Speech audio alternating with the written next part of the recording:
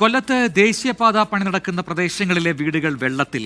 ഉമയനല്ലൂർ പട്ടരുമുക്ക് പ്രദേശത്ത് 30 വീടുകൾ ദുരിതത്തിലായി. ദേശീയപാത നിർമ്മാണത്തിലെ അപാകതയാണ് കാരണമെന്നാണ് നാട്ടുകാരുടെ ആരോപണം.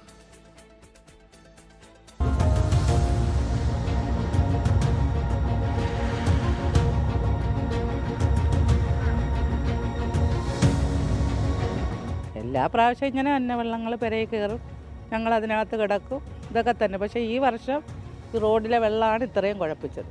മഴ പെയ്താൽ വെള്ളത്തിലാകുന്ന ദേശീയപാത കാണാൻ പോയതാണ്. നടന്നെത്തിയത് വെള്ളം കയറി പെരുവഴിയിൽ നിൽക്കുന്ന 30-ലധികം കുടുംബങ്ങൾക്കരികിൽ.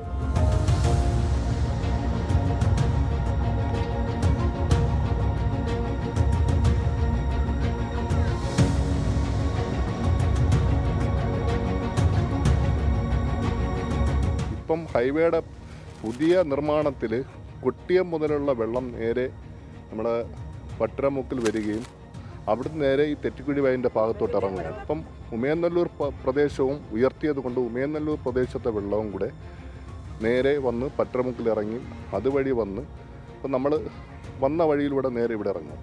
30 മിനിറ്റ് മഴ പെയ്തപ്പോൾ നിറഞ്ഞ വെള്ളമാണ്. ദേശീയപാത പണി തുടങ്ങിയ കാലം മുതൽ ഇതാണ് അവസ്ഥ. ഈ റോഡ് എന്ത് പണി ഇങ്ങനെ വന്ന് അതിനുശേഷം മഴ ഒരു മഴ ചാറിയാൽ മതി, അപ്പോഴേ വെള്ളം കയറും. ദുരിതക്കാഴ്ച 24 റിപ്പോർട്ട് ചെയ്തതിനു പിന്നാലെ സ്ഥലം MLA വിഷ്ണുമോഹൻ സ്ഥലത്തെത്തി.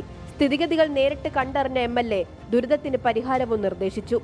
താൽക്കാലികമായ പരിഹാര മാർഗം എന്ന നിലയിൽ ഗ്രാമപഞ്ചായത്ത് ഉടൻ തന്നെ ഇവിടുന്ന് പമ്പ് മോട്ടോർ ഘടിപ്പിച്ച് വെള്ളം കുറച്ച് താൽക്കാലികമായിട്ടെങ്കിലും പമ്പ് ചെയ്ത് വെള്ളം വയലിലേക്ക് വിടുന്നതിനുള്ളൊരു സംവിധാനം ഒരുക്കുന്നുണ്ട്.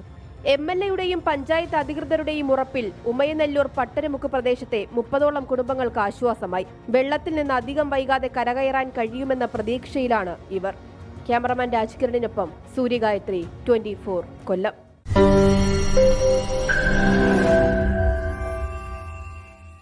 ലോകത്തെവിടെയായാലും ഏത് സമയത്തും 24 വാർത്തകളും ഓഗ്മെന്റഡ് റിയാലിറ്റി പാക്കേജുകളും എക്സ്പ്ലെയിനറുകളും വിശദമായി കാണാൻ ഞങ്ങളുടെ യൂട്യൂബ് ചാനൽ നിങ്ങൾക്ക് സബ്സ്ക്രൈബ് ചെയ്യാം.